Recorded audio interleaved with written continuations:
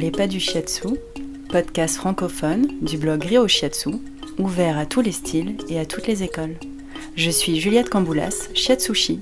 Si j'enlève cette question-là de l'ego, peut-être que je peux avoir déjà une écoute et une compréhension plus neutre et un accueil en fait bienveillant de ces personnes-là qui aujourd'hui pourraient avoir des a priori et des peurs qui peuvent être totalement légitimes parce que je connais pas leur vécu. Je sais pas ce qu'elles viennent chercher dans ce spa à la base, peut-être qu'elles veulent juste un endroit sécurisé où il n'y a pas d'hommes parce que le vécu avec les hommes il n'est pas positif.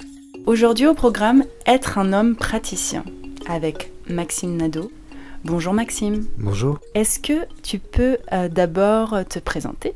Alors je m'appelle Maxime Nadeau, je viens de l'école de Masunaga, j'ai fait l'école de la FFST avec Fanny Rock pendant 3 ans. Et puis maintenant ça fait 2 ans que j'exerce en tant que shiatsushi. Qu'est-ce qui t'a amené à travailler dans le domaine du soin à l'autre ? J'ai commencé mon école d'éducateur spécialisé il y a maintenant plus de 5 ans. Et en fait, en parallèle, je faisais une licence en psychologie. Me disant, comment est-ce que je pouvais accompagner les gens vers un mieux-être. Donc j'ai travaillé en tant qu'éducateur dans le monde du handicap, de la réinsertion sociale. Bref, j'ai accumulé pas mal d'expériences. Et par hasard, mon père m'a dit, viens à la salle de sport, il y a des séances de shiatsu qui sont faites par des étudiants. Je suis arrivé là-bas, on m'a allongé par terre, on m'a demandé de garder mes vêtements. Et là, c'est passé 20 minutes incroyables où je me suis dit, au fait, ouais, c'est ça que j'ai envie de faire. Ça, c'est une technique qui peut vraiment faire du bien. Je me suis renseigné. Ça faisait déjà, moi de mon côté, depuis que j'avais 15 ans, que je massais les gens pour le plaisir. La rentrée d'après, j'étais embarqué dans le shiatsu et depuis, j'ai pas arrêté. Par rapport d'ailleurs à d'autres approches, dans le shiatsu, le toucher est central. Qu'est-ce que ça implique en tant qu'homme praticien ? La bienveillance. C'est ce que je dis aux gens quand ils me parlent du toucher et qu'ils me demandent comment je peux faire pour toucher autant de gens. Je leur dis c'est de la bienveillance la plus profonde. C'est si vous venez avec l'intention de faire du bien à l'autre et d'être dans l'écoute, ça peut que bien se passer. Donc pour moi c'est vraiment ça la notion principale. Est-ce que, étant donné qu'en shiatsu on reçoit principalement une clientèle féminine, d'avoir des problématiques du fait que tu sois un praticien homme ? Alors, je l'ai plus eu dans le cadre où j'ai travaillé dans un spa, où là j'étais, on va dire, plus souvent confronté à des clientes qui ne voulaient pas se faire toucher par un homme. Au début, j'avoue que je le vivais un peu comme une injustice, et au fur et à mesure d'échanges avec des praticiennes masseuses, des collègues shiatsushi, ça m'a permis moi d'ouvrir un peu ma perception en fait, de cette volonté de sécurité peut-être, ou d'abord d'établir une relation de confiance avant de pouvoir se faire toucher par un homme. Alors tu parles de notion de confiance, en effet c'est central dans le soin aussi. Est-ce que tu as une anecdote d'une patiente, cliente, dans laquelle ça avait commencé avec beaucoup d'a priori ? Comment tu as instauré cette confiance ? J'ai pu instaurer cette confiance quand c'est arrivé au spa que je reçoive une cliente qui ne savait pas qu'elle allait passer avec un homme. Elle a eu la surprise, j'ai bien vu qu'elle avait la surprise et que c'était ça, entre guillemets, qui pouvait lui poser un problème. Donc j'ai cassé la glace dès le début en lui disant « Je vois qu'il y a quelque chose qui va pas, est-ce que c'est le fait que je sois un homme ?» Elle m'a dit « Oui ». Je lui ai dit « Est-ce que vous souhaitez en discuter ? Est-ce qu'il y a des questions que vous avez, des inquiétudes auxquelles je peux répondre ?» Et j'ai vraiment pris un quart d'heure avec elle pour essayer de désamorcer tout ce qui pouvait lui créer une inquiétude. Et la séance s'est très bien passée après, mais c'est vrai que du coup, il y a eu ce désamorçage à faire. Ce premier pas, en tout cas de ma part, c'est peut-être ça aussi qui permet de désengager des inquiétudes de la part des autres, c'est que si c'est nous-mêmes qui venons à la rencontre de ces inquiétudes. Est-ce qu'il y a eu des moments où justement soit ce refus ou soit cette appréhension de la personne, tu l'as perçue pour toi ou contre toi ? Oui. Oui, plus d'une fois. Ça a été un sujet un peu compliqué parce qu'il y a plusieurs questions en fait. À un moment donné, je le prenais personnellement parce que je me disais peut-être que je dégage quelque chose d'agressif, peut-être que je renvoie une image qui est pas positive, peut-être que c'est de ma faute. D'un autre côté, je me disais en fait non, c'est des femmes qui peuvent être misandres, qui ont un avis a priori négatif sur les hommes, et je me disais Max, je veux dire, t'es pas une femme, t'es pas dans leur tête. Mais ce pas-là de côté, il était dur à faire parce que mon ego était touché, que je voyais des gens arriver avec des problématiques et je me disais, j'ai des outils pour vous accompagner. J'en avais certaines, je pouvais parfois leur dire, bon, je leur disais pas, je le disais à mes collègues, mais de toute façon, vous avez les yeux fermés. Vous voyez pas que je suis un homme, je me tais pendant 1 heure, et puis c'est fini. J'essayais d'inventer des solutions comme ça tout le temps, et il y avait une autre question aussi fondamentale, c'est que je loupais des clientes, donc je loupais de l'argent. Il y avait une sécurité financière en moins, parce que je me disais, ok, j'ai des collègues qui ont 400 aujourd'hui, et moi j'en avais 1, 2, et du coup je disais, en fait, je gagne 2 fois moins parce que je suis un homme. Et du coup, ces questions-là, oui, au début, elles m'ont un peu impacté, elles m'ont forcé des remises en question pendant quelques mois, je pense, avant que j'arrive à souffler et relâcher cette question-là. Donc il y avait eu du coup un déclic en toi, ou en tout cas un chemin fait pour prendre de la distance et éviter de le prendre pour toi. En fait, ce qui a changé en moi, c'est quand j'ai déjà commencé à en parler avec des collègues. On en avait parlé tous les deux, je me souviens, à l'Embrun. C'est vrai qu'en fait, une fois je mets de côté la question de l'ego, je peux beaucoup plus m'ouvrir à la compréhension. Et du coup, à force d'échanger avec des collègues, notamment au spa, une collègue qui faisait du magnétisme, et que je salue, si jamais elle écoute, Julia. On a beaucoup échangé à ce propos-là. Elle est allée en confrontation avec moi. Elle me dit, non mais Max, tu peux pas dire ça, tu peux pas penser ça. Et j'ai dit, mais attends, moi c'est injuste. Elle me dit, peut-être que c'est injuste pour toi, peut-être que c'est comme ça que tu le vis, mais tu ne peux pas dire ça. Parce que là, tu n'es pas dans l'écoute et dans la compréhension de ce qui se passe pour l'autre. Mince, elle m'apprend la base de mon métier. Du coup, forcément, je ne peux pas lutter contre ces arguments-là. Et je me suis dit, ok, on va partir de ce principe-là et je vais comprendre que ça vient pas forcément de moi et que si j'enlève cette question-là de l'ego, eh ben peut-être que je peux avoir déjà une écoute et une compréhension plus neutre et un accueil en fait bienveillant de ces personnes-là qui aujourd'hui pourraient avoir des a priori et des peurs qui peuvent être totalement légitimes parce que je connais pas leur vécu. Je sais pas ce qu'elles viennent chercher dans ce spa à la base. Peut-être qu'elles veulent juste un endroit sécurisé où il n'y a pas d'hommes parce que le vécu avec les hommes, il n'est pas positif.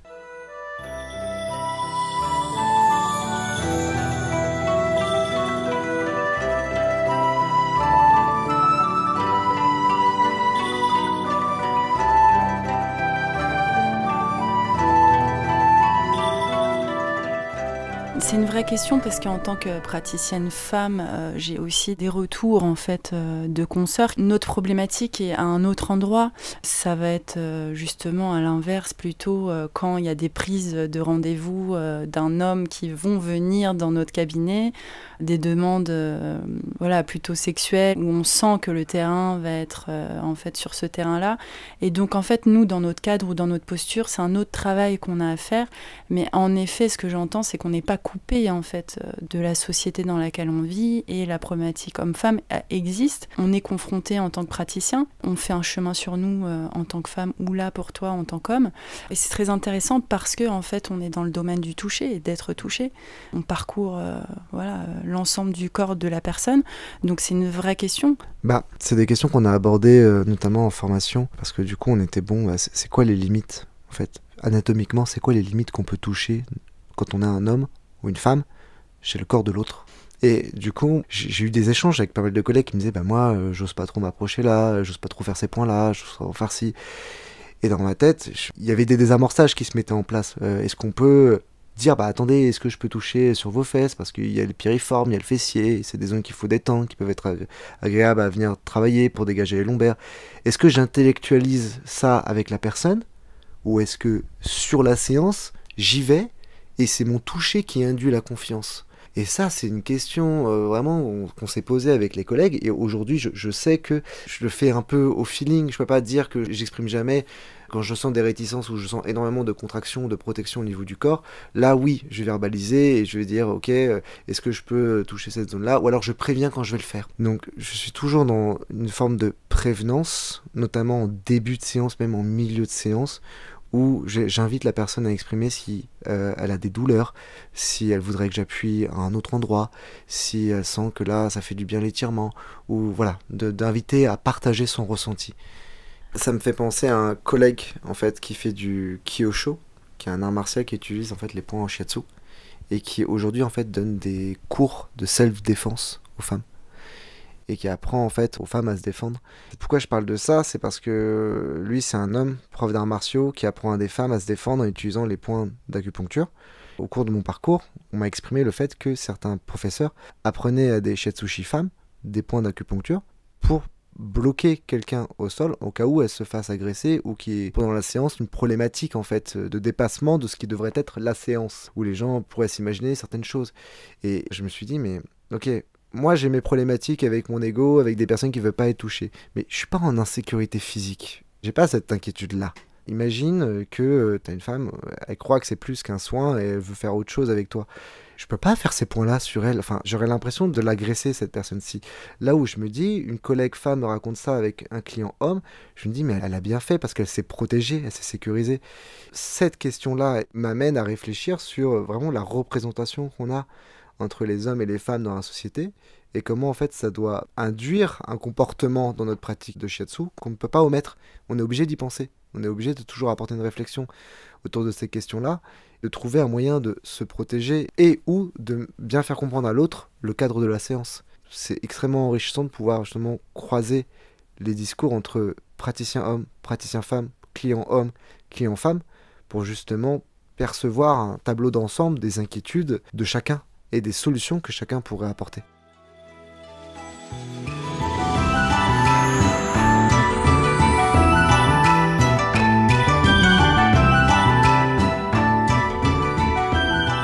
Quand tu reçois un homme, est-ce que tu te poses moins de questions? Est-ce que pour toi, ton travail est plus fluide, plus serein dans ta tête? Alors, j'avoue, en fait, je suis content déjà quand je reçois un homme, parce que j'en reçois pas beaucoup. Mais je me pose pas la question, en fait, de la différenciation homme-femme, parce que pour moi, mon accueil doit être identique. Et parce qu'il est identique, je prête attention à toutes les problématiques qu'il peut avoir, et même les inquiétudes, parce qu'il y a quand même des hommes qui ont peur qu'on les touche à certaines zones. Peut-être que certains sont moins en contact avec le sens du toucher que certaines clientes, et du coup, leur toucher la nuque, ça va peut-être une zone plus sensible. Leur toucher les fesses, on pourrait avoir plus de rejet, en fait, parce qu'ils pourraient se dire « Ah, un homme qui me touche les fesses, c'est bizarre ». C'est pareil, il faut rassurer les personnes. Il y a même ce côté un peu plus sensible quand je travaille proche du bassin ou de la zone pubienne, où je me dis, ok, là il y a un truc qui dépasse, il va falloir faire gaffe, parce que je touche pas le truc qui dépasse. Et du coup, je suis obligé de casser la glace avec la personne, lui dire, comment est-ce que vous êtes rangé, ou est-ce que vous pouvez vous ranger sur le côté, et pour être sûr de ne pas mettre la personne mal à l'aise. Parce que moi, en tant que receveur, ça m'est déjà arrivé de recevoir une séance et de sentir une pression au mauvais endroit. Et je sais pas quoi dire. Je sais vraiment pas quoi dire à ce moment-là. Parce que je sais que la personne, elle est dans le soin, mais je sais pas si elle s'en rend compte. Donc je me dis, moi, peut-être que avec un client homme, je me rends peut-être pas compte. Donc je dois avoir cet échange-là en plus avec lui. L'échange, il est pareil. Ouais, donc finalement, il y a tout autant des oui. questions. En fait, oui, toucher le corps de quelqu'un d'autre, ça soulève des questions. On peut aussi, au bout d'un moment, de travailler sur le corps d'une personne, désexualiser. Finalement, on est plutôt dans le domaine de l'anatomique. Nous, on est concentré sur nos pressions, sur nos katas. Est-ce que tu ressens ça, toi ? Alors, moi aujourd'hui, je pense que je n'en suis pas tout à fait là. Ça m'est arrivé en fait, plusieurs fois en fait, de sexualiser le corps de la personne que je recevais. Et en fait, c'est extrêmement gênant. Parce que je suis censé être là pour l'accompagner à travers une technique de soins, pour qu'elle aille mieux, à travers une problématique. Donc je suis dans l'accueil, je suis dans l'écoute de sa problématique. J'ai un échange qui est très intéressant avec la personne. J'exécute mon kata, et d'un coup, j'ai une pensée. Et cette pensée, j'ai envie de dire, non mais stop, la personne elle est là pour recevoir un soin en fait. Elle n'est pas là pour que tu penses, pour que tu aies ce genre de pensée-là avec elle. Et ce côté de fantasmer ou de sexualiser le corps de l'autre, je pense que c'est quelque chose qui est propre à chacun, qui est d'une certaine manière peut-être naturel, mais qui est en fait quelque chose dont on doit avoir conscience. C'est pas un crime d'avoir ce genre de pensée-là qui arrive.